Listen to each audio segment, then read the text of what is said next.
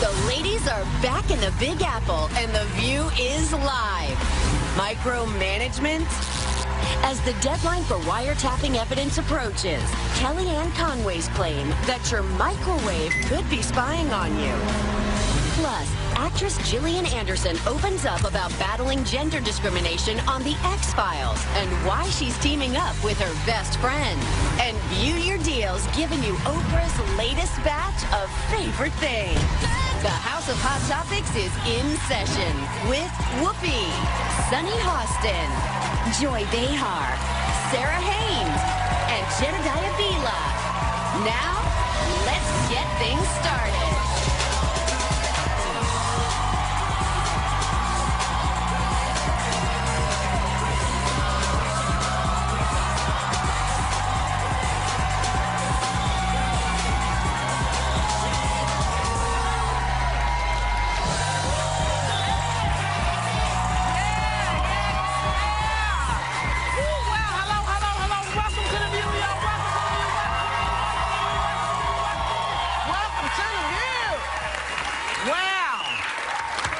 Not only are we back, but we've come back to so much interesting stuff.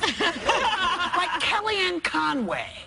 She wants you to watch what you say when you're microwaving your popcorn.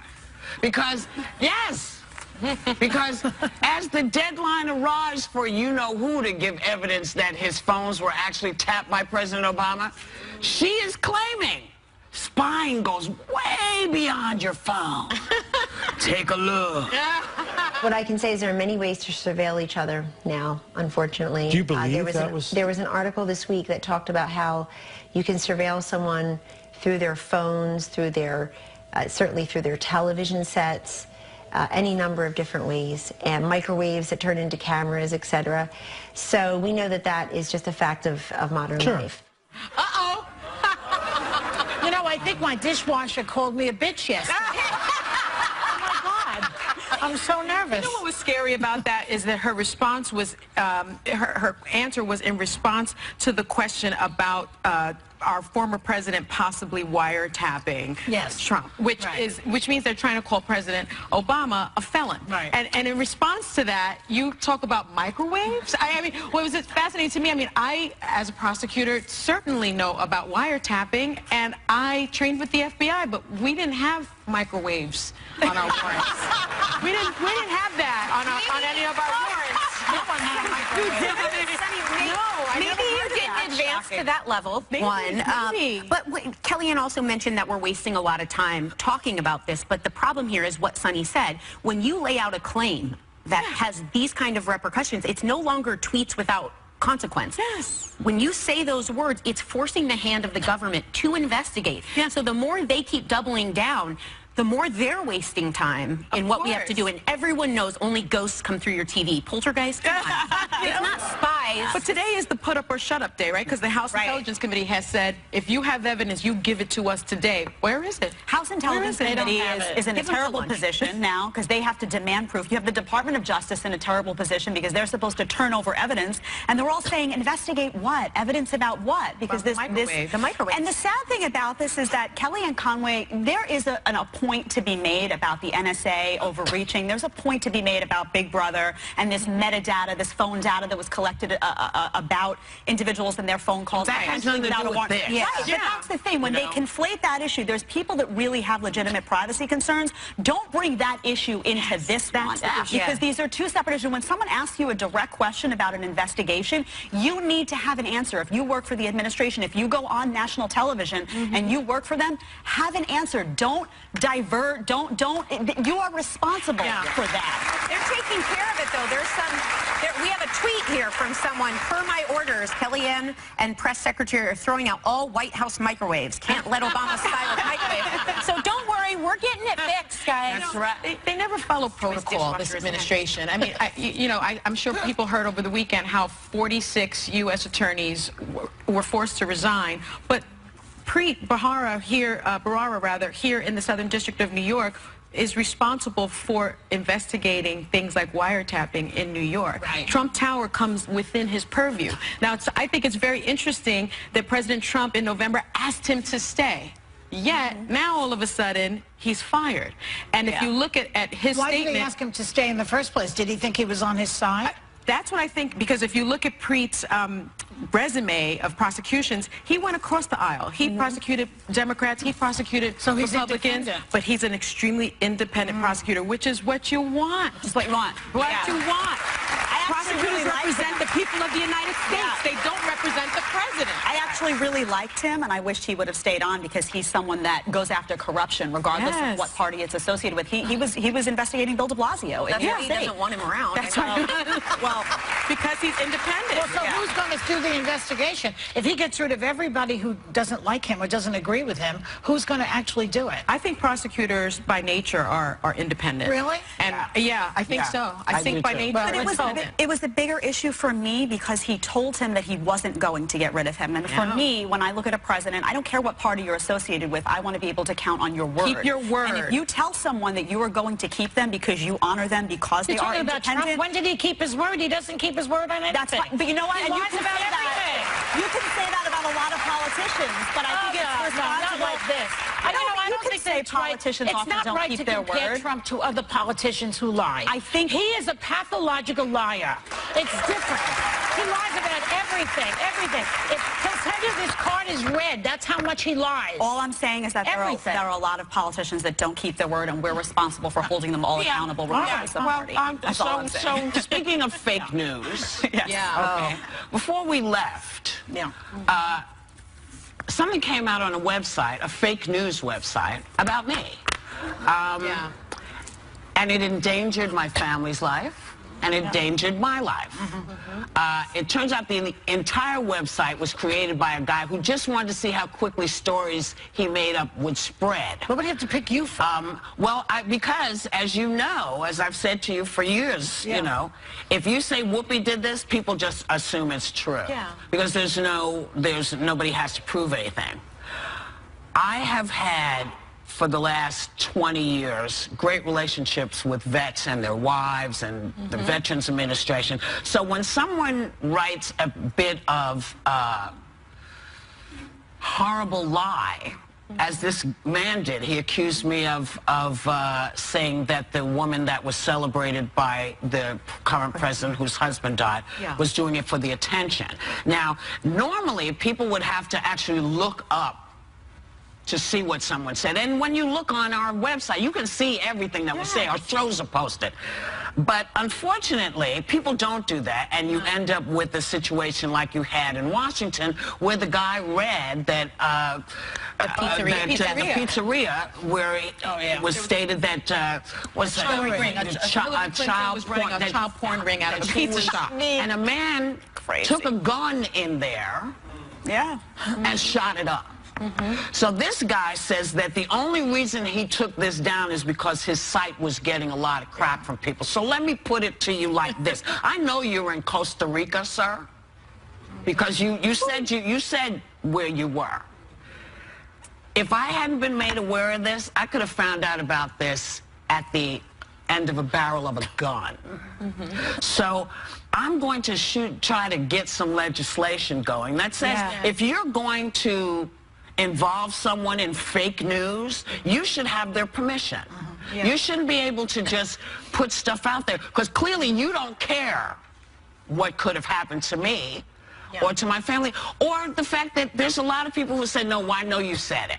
Well, actually, if you go on the View site, you'll see I did. Yes, I said the exact You stopped about families, and you said they would never do that. Yeah, and that was so horrible. I got the news over the weekend, that weekend as well, and I said to people, I was sitting right next to her. She said the exact opposite. Why are you sending me these It's on tape. It's there. Because what he specifically said was that you said that you the widow. Have to say what I said. And it was shocking. He's doing it for a purpose. So what was the point? He wants to wind up Trump supporters. But what he doesn't understand is not all Trump supporters believe that. People who didn't see the show may believe it. A lot of other people may believe what you wrote. And man, I'm telling you, you cost me money because I had to protect my family. Yep. Yeah. Okay? You cost me money because, quite honestly, I wasn't going to go to Disney. So, sir, Costa Rica's not big enough for this lawsuit that's coming your way. Just so we're clear, just so we're really clear, I want these protections in place for the current president, for his family, for my family, because if you write something like that, or you write something that endangers his life, or his family's life, I'm just as angry at you. Yeah, because the law protects. Include that now? Well, the law protects people against defamation, slander, and libel, which is what he did. Yes. But I don't think it goes far enough, because that's a civil lawsuit. But this person put Whoopi's life in danger. Shouldn't that be a crime? Well, you know, not to some people, but not only that, but just because they retract it, that information already gets out there, and it tarnishes your image. It has been reposted and reposted and reposted and reposted. So again, it is a lie. All you have to do is check the website and see what actually went on the show that day. But sir, the fact that you don't give a crap that it endangered me is unconscionable. And I'm gonna get my lawyer and I'm coming for you. We'll be right back. Still ahead, when kids attack. The viral video of how a mom handled an infant invasion during her husband's live TV interview. So Whoopi had a question. Can men and women really be friends? So I think the one complication is that sometimes a little hanky-panky goes on. You can't really be friends once you've seen each other naked. What do you think marriage is about? Marriage is you're naked for a while and then you're platonic for a while. Keeping it real on View Your Deal with Oprah's seal of approval.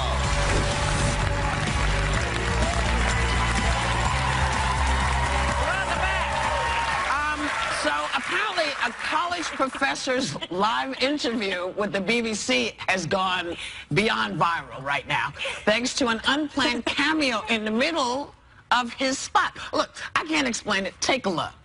One of those scandals. And what will it mean for the wider region? I think one of your children has just walked in. I mean, shifting sands in the region. Do you think relations with the North may change? I would be surprised if they do. Pardon me. My apologies. What's this going to mean for the region? My apologies.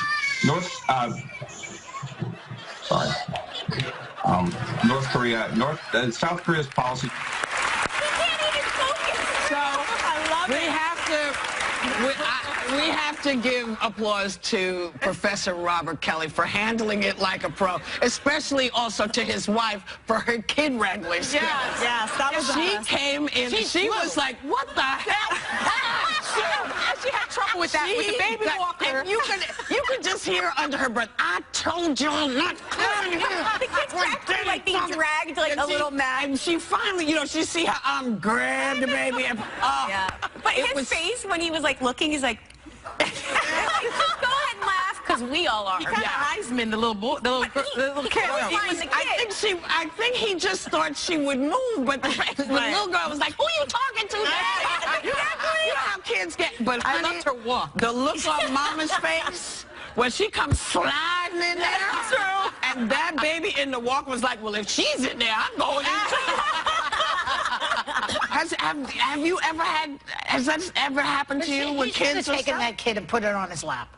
I thought. Just the kid's over there, take the kid, put him on your lap. He was taking himself pretty seriously. Acknowledge the fact that this is happening. You have to. I don't know. Maybe he just looked like he was dressed. Maybe he just had on short shorts underneath. Maybe he just freaked out. Or he just was like, ah. It's happened to me, actually. I used to do some Skype interviews for CNN. And I've had my kids kind of stroll in. I've had my dog stroll in, and I've done... you know, this kind of stuff. And it happens. Really? And you don't know how to react. How did you do it? That's going to be a gift. That's going to be a gift. When we do recordings for in the road, you have to get under blankets so it cushions the sound. And whenever I would get under, my little dog Peter, who passed away a year ago, in his old age was a little senile. So he'd come in and he didn't want me under those blankets, so he'd start going, and so I'd have to wait, or I'd yell at him. And one time the editor wrote back and said, "I don't know why Trixie is in your bed. I hope that's a dog." I'm like, Trixie, shut up.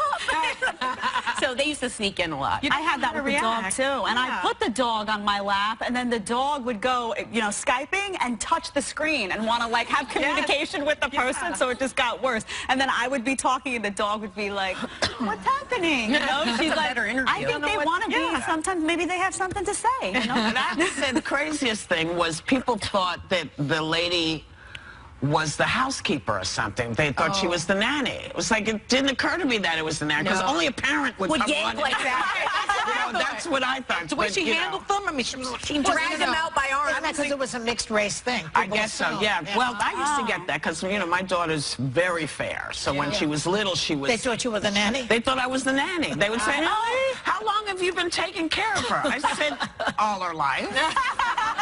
And they said, "Well, you know, have you been working for the parents long?" And I was like, "Oh, no, that's mine." I know it's a little freaky, but that's mine.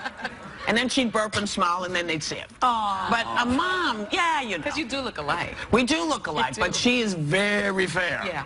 I mean, fair. Didn't your granddaughter get confused that you were black? Well, no, okay, so here's what happened. It's a good story. My grandson once said to my daughter, "So, Ma, what am I mixed with?" And she said, "What are you mixed with?" He said, "Yeah, you know, like Paco's mixed with, you know, Indonesian, and this is mixed with this. What am I mixed with?" And she said, "Have you seen your grandmother? You're mixed with black and black." Okay? Black and black. That's what you mix. But he said to her, "But I thought you were half white." He said to your daughter. To my daughter. Yeah. And she was like, "Again, have you seen your grandmother?" I mean, it was like, and then as it turns out, all the kids, when they were little, all thought she was half white. Oh, wow. Yeah, it's just, you know, listen, black people throw all kind of color. Yeah, you never know what you're gonna get. You don't know. It comes from years and years and years. That's right. I tell you, you know. You got to go on that Ancestry.com, find out everything. I want to do that too. Yep. You do? I do. Yes. I do. I've always been very, very curious, especially about my father's father. Well, you have a lot of mixtures in you. Yeah. She's got a lot of mixtures. You might be able to find some ancestry. Yeah. You know, it's taken us a little while to get... I know. I know. My mother's Puerto Rican and Jewish, and my father's African American. It'll be a lot easier to find out about you than it would be for the other side. Yeah, but it's time-consuming on her side. I mean, they've got to go to 3 different things. They're not physically going to those 3 different things. Okay, so we're going to go to a new thing now. We'll be right back.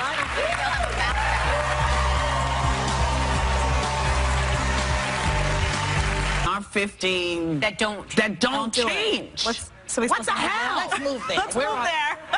Well, I don't know if I want to live there, but where is it? I would like it to be 8 o'clock when it's supposed to be 8 o'clock. I know. And there are countries that don't do it, and that's fine. It does mess you up that whole day, too. You got to let go of it after a couple days, too, though, because my husband quotes it for weeks. He's like, "You know what time it really is?" And I'm like, "Not anymore. No. Like, it's not anymore." Do the same thing. The minute it happens, you got to let it go. Let it go. Change your clock, and just go with it. I changed my clocks like a few months later sometimes. I'm happy that it's daylight savings time now, aren't you?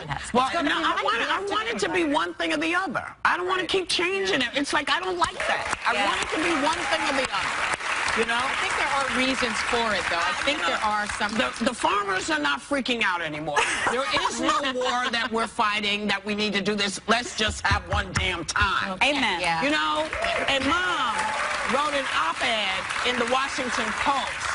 And it makes the case that you could be a better parent if you get divorced. Now, she claims splitting custody gives you much needed downtime, which could make you better when you're with your kid. Yeah. Okay. When you're with your kids. Now, she's not actually going to do it. She's not actually going to do it, but I don't understand what she's talking about. I don't know what she's talking about. Well, I would just say, I'm divorced. I don't think anybody else is divorced on this panel, except for you and me. Yeah. You and me. And as a serious thing, I think that it impacts children, no matter what age they are. I think that they need to go to therapy because of it. No matter what, I believe that. And on the other, the kids up. yeah, it does. Not necessarily. It screws up their heads a little bit. It can. But at the same time, when I became a single parent, I loved it in a way. It was like, I don't have two needy children sucking on me. I've got one. You know, a lot of times the kids are talking to you, and then he's over there wanting your attention also to discuss politics. And the kids, I gotta go to the bathroom, I gotta go to the bathroom. Now you just have to pay attention to one person. There's something to be said about that. Doesn't it depend, though, like how much help you have? Because I think one of the being a single parent is hard. So people, if you have family, a supportive family or friends that can help, I think that makes a big difference. If you're on your own, I think there is a case to be made that it's a struggle, that it's harder.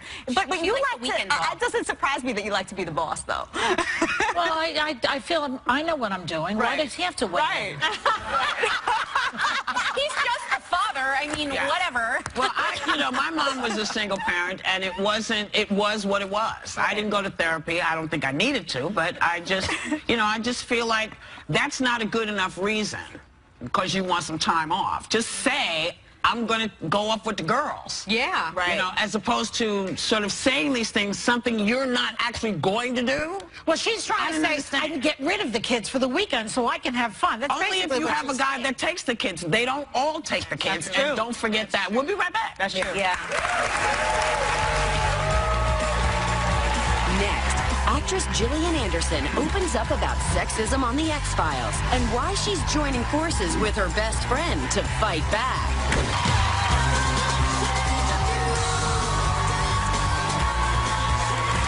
Actress Gillian Anderson spent 10 years chasing extraterrestrials on the hit show The X-Files, and now she's turned her attention to life on this planet, teaming up with journalist and friend Jennifer Nadel on the book We, A Manifesto for Women Everywhere. Sounds very intriguing. Please welcome Gillian Anderson and Jennifer Nadel. How are you?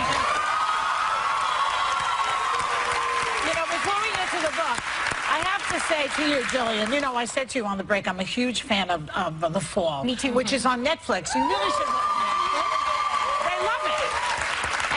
And, you play this sort of a hard-nosed, she's a tough detective, but for some reason, and maybe it's because you're so good, you manage to get that sensuality in there, that sexuality, and it makes look at her. She is as hot as a pistol in this, but she solves the crime. But she's layered, too. Like, you end up liking her, and you see the flaws. Like, you play it so well. How did you manage all that? She's a woman. We're all complicated. Yeah. Right? Yes. You're just really very, it's a great role. A great role for you. Thank you. Are you doing more of them? Or is that the end? No, that's it. It's done? It's the end. That was it? There were 3 seasons. There were 3 seasons. But it's on Netflix. Are you serious? She's devastated. Is that She's news? devastated. Have we heard that before? She's devastated. Well, Oh my gosh, that's like you two have been friends 10 years. Yes. And Jennifer, you worked as a lawyer in England, so we have something in common before transitioning to TV news, but your very public career came to an abrupt stop. Tell us how that happened. It stopped in one moment. So I was feeding my 2 toddlers their tea, and I'd made all the perfect pureed food, and they were throwing at me.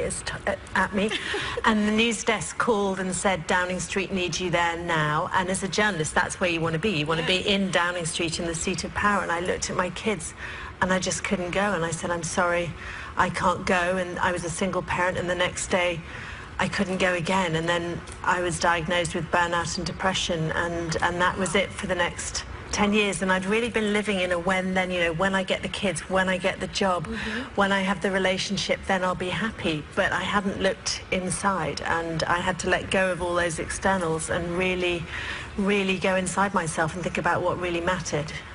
And what really mattered were really your children? The principles, my children, and the things that are in this book. Things that we learn as children, and then we're educated away from. Taking care of each other, honesty, patience, tolerance, kindness, you know, things that are not so fashionable in our current political arena, but actually we all know to be true. Yeah. I love that she said they're not so fashionable. Yeah, they are.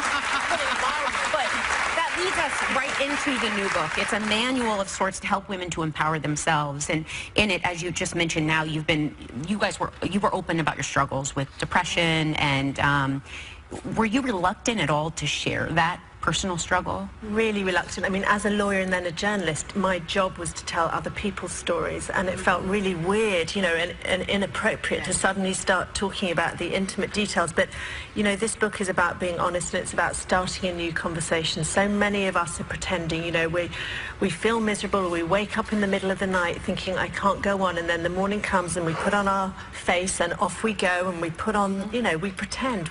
So this book is about just saying, why don't we all as women stop pretending and start connecting in a real way. So yeah, it was tough, but it was necessary. And that also, that we're all okay exactly as we are, that we don't have to have that body, buy that, you know, that we are just as we are, and to celebrate that, and to stop saying I refuse to conform to those societal pressures, because actually I feel better being as I am. Well, there's an interesting comfort when you start being honest, because it's vulnerable at first, but I've shared on here my own struggles with anxiety and depression, and what you hear back from people is you're not alone. And so often it starts with a loneliness, and you end up feeling like you aren't. Yeah. And that's part of what We is about too, is about joining together with other women to start circles, to start that conversation on a wider level, because yes, we can, part of it is about putting the focus on ourselves and learning to do self-care and find what those meaningful things are in our own lives, but also reaching out to other women across ethnic divides, across racial divides, to say we all experience these same issues. And you've been at the forefront talking about the pay gap between men and women. You've both worked your way up in these sort of male-dominated areas. And Gillian, in particular, you spoke out as recently as last year's X-Files reboot when you say you were offered half the pay of your male co-star. Yeah. Half the pay. How did you handle that? Half the pay. I was, you know, it had happened 20 years earlier when we were doing the initial series, and then I fought for parity and won, and then was, you know, very, very surprised. Were you surprised that it happened again? Well, in 2015, I thought that we had moved further on than that, and I was surprised at how challenging I found speaking out about it. I was afraid of shaming the woman who was partly in charge of making that decision. Wow. Well, well done. But you spoke out to do it. Where'd you get the courage from? I think, well, it was around the time that Patricia Arquette had made the speech at the Oscars, and Meryl Streep was talking about equality, pay equality, and just, you know, watching other empowered women stand up and speak the truth. There's strength in numbers. There's strength in numbers, and thank you so much, both of you, for coming on and sharing this information with us. Good luck to you and your career, whatever it is you're doing next. I can't wait to see it. Their new book, We, A Manifesto for Women Everywhere, is available now, and everyone in our audience is going home with a copy.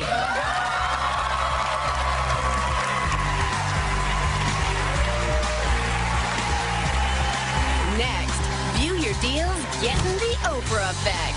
We partnered with vendors for up to 78% off Oprah's latest batch of favorite things. This week on The View, our hot topics are on fire. This is huge! Plus, we're laughing with Damon Wayans. And Emmy Award winner Regina King hits the table. Plus, Dancing with the Stars champ Max dances into our house. And our political view heats up when conservative commentator Tommy Lahren brings her view. Wait for that one. This week on ABC.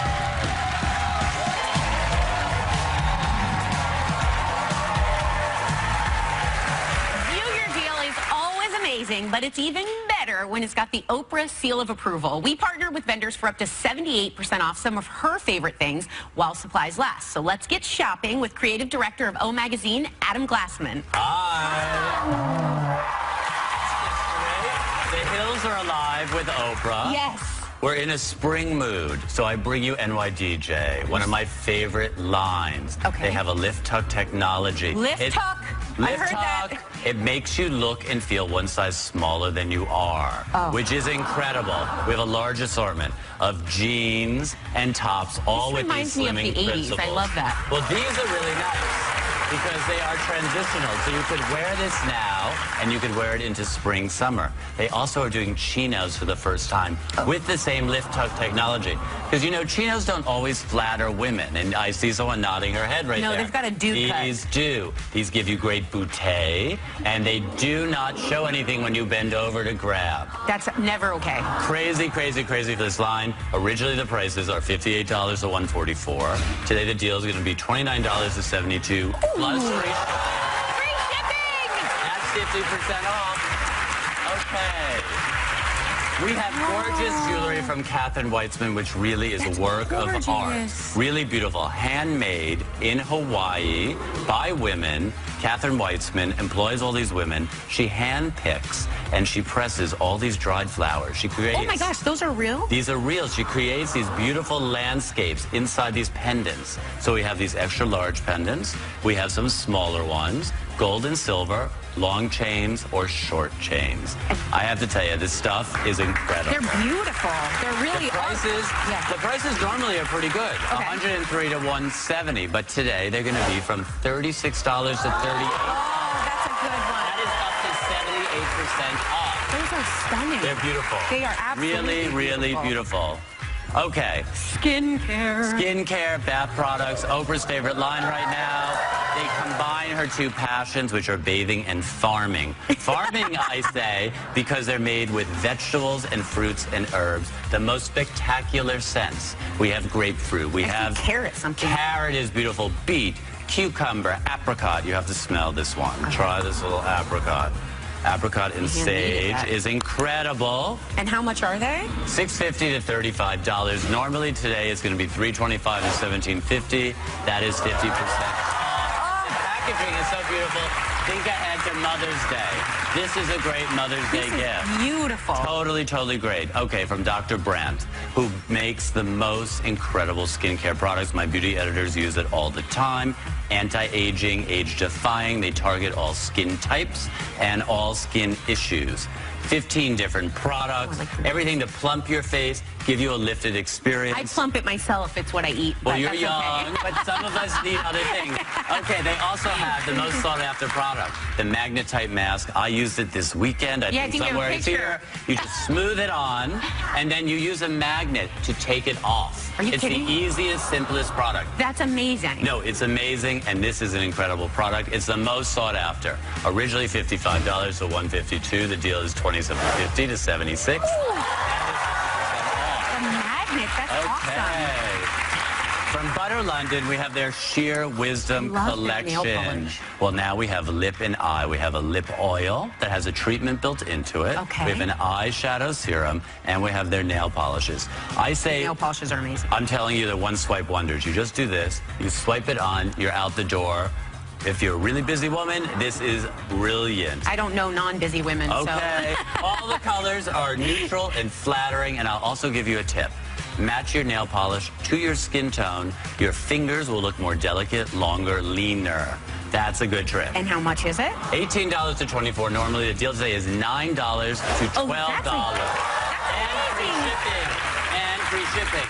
Now, wouldn't it be great to have a great hair day every day? You can with Serge Normand's hair products. Okay. He is a celebrity hairdresser. He does Sarah Jessica Parker, Julia Roberts, Katy Perry. They all have great hair. They all use his products. They're beautiful. I love when you name drop, Adam. I'm name dropping because he really does it. No, I believe you. He also has this incredible Dream Big collection. This is great. You spray this on dry hair. It fills out your hair. So imagine if you have fine and thinning hair, you will get volume instantly, healthy, touchable hair. And how much are we going to pay for that, Adam? I have to tell you, it's a luxury product. Normally they're $15 to $60. Today is going to start at $7.50 and go to $30. 50% off.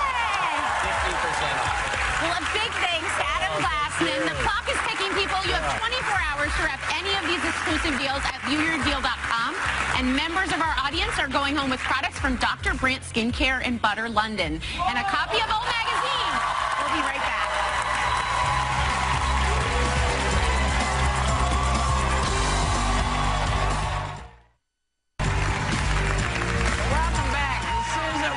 People's Choice Award for Best Cable Comedy kicks off its 6th season tonight. Baby Daddy airs at 8:30 p.m. on Freeform. You know, I can't say it any other way. It just makes no sense to me. Baby Daddy, I don't understand. Baby's Daddy. Baby's Daddy. But so I had to really focus in on it. Well, it's one of those expressions that caught on. Yeah. I love when you break it down, Joy. Who's the baby daddy? Well, it's one of those things that I could do without personally. But, you know, we also want to say, I don't know if you guys knew this, but Joni Sledge of the Sister Sledge group passed, I think yesterday. She was only 60. And we also lost Robert Osborne, a host of Turner Movie Classics. I mean, he was a guy who knew all about classic movies and everything. And so we like to celebrate those great people because we got to have them in our lives. And we say thank you to you and have a great day and take a little time to enjoy the view.